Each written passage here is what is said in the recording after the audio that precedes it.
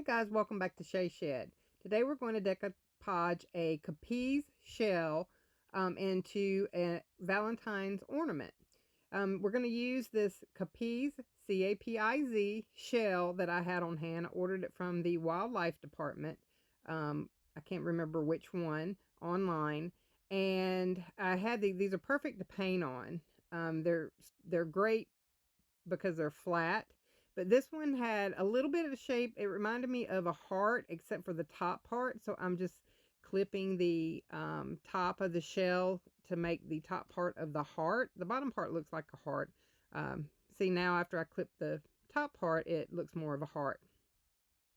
And we're going to take that and we're going to paint it white. It's the Snow White from Waverly at Walmart. And I just took a sponge foam and painted the white onto the shell. And this actually took several coats on front and back, and for you not to be able to see through it. And I just put the coat of white on the shell. Just simply, when you put the napkin on, when you decoupage that onto the shell, it wouldn't show the shell part through the napkin. This will give it a little background. I'm not if you're new to decoupaging, then this will be a helpful tint. If you don't, whatever background that you have on what you're decoupaging, if you don't want that to show through, you can paint that item and it would not show through. It would only show the color that you're painting it. But I did do 2 to 3 coats. It just depends on what you're decoupaging. This took actually 2 coats on this shell, front and back. And then I took a dryer and dried that so it's wasn't so tacky. And it doesn't take long, especially with that type of paint. It doesn't take long, and you see I'm painting the back on this as well, and then I'll dry it with the dryer once I get the 2 coats on to the shell. And if you like videos like this and would like to see more, just go over to that notification bell, and it will allow you to be notified whenever I put out a new video. And thank you so much for following and subscribing. Again, we put 2 coats on the shell, and it's a pretty durable shell. It doesn't break really easily. Like I said, I got these from a wildlife department. I ordered them online. You can just search for Capiz shells, and a lot of things will come up. These are the natural ones. Sometimes they do have ones that are finished. Then we took these I got at Dollar Tree. They're heart napkins, and they actually had these on sale for some reason. I'm not sure why. And it's a 2-ply napkin. And what we'll do is we will take these apart. I use sometimes a painter's tape, a piece of painter's tape, to take them apart if they don't come apart easily. This one happens to be a 2-ply, so I'll just take this piece of tape and separate and just put them on one side, and it'll easily pull apart.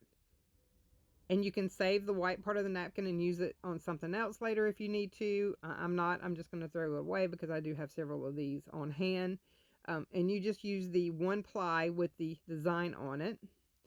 And I'm going to cut out just one section. I'll save the other 3 sections for another project, but this will only take this one section of the napkin.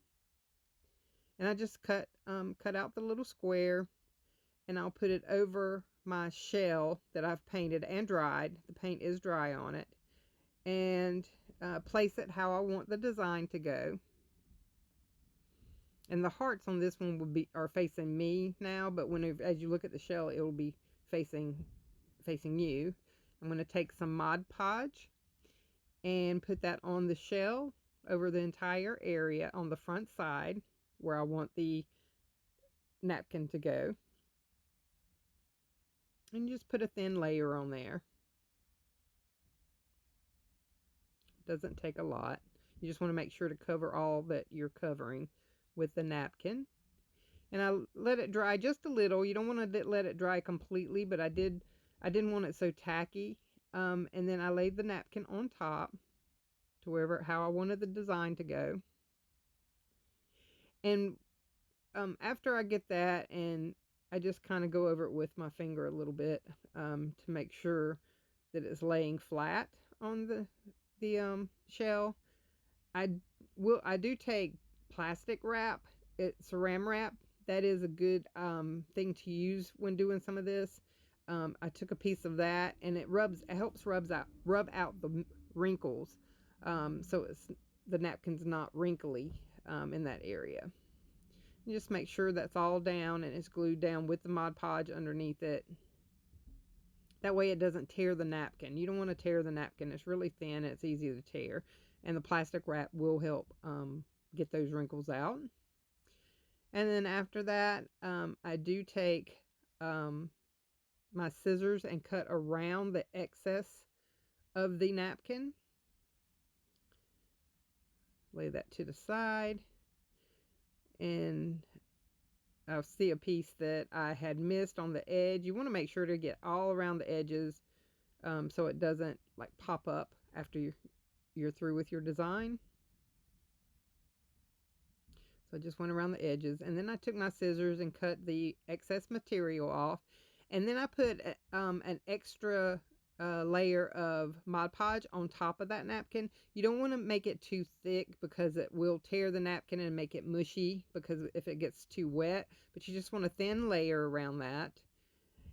And just make sure you go over all of it real softly because it will tear. And I dried it a little bit, because what I'm going to do is take my piece of sandpaper and go around the edges of that to get off the excess napkin from the shell.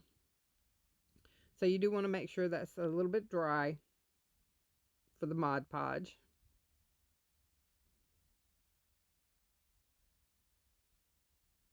Yeah, it's not, it's still a little bit tacky, so I continue to dry it.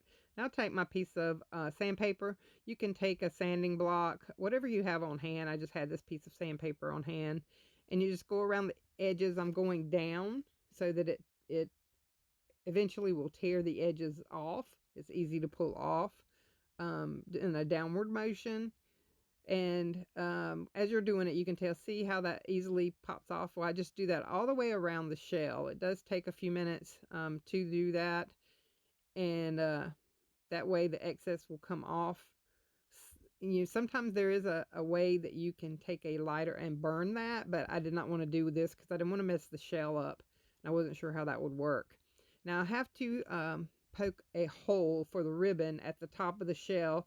So I have these, it's a tile and glass bit that you put in a drill. And I use these actually on clay pot creations that I create.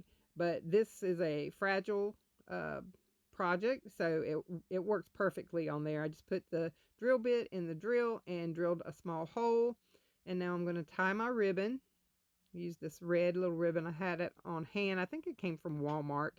And took my glue gun and glued right by the hole. And I'm going to attach the little simple ribbon bow that I made.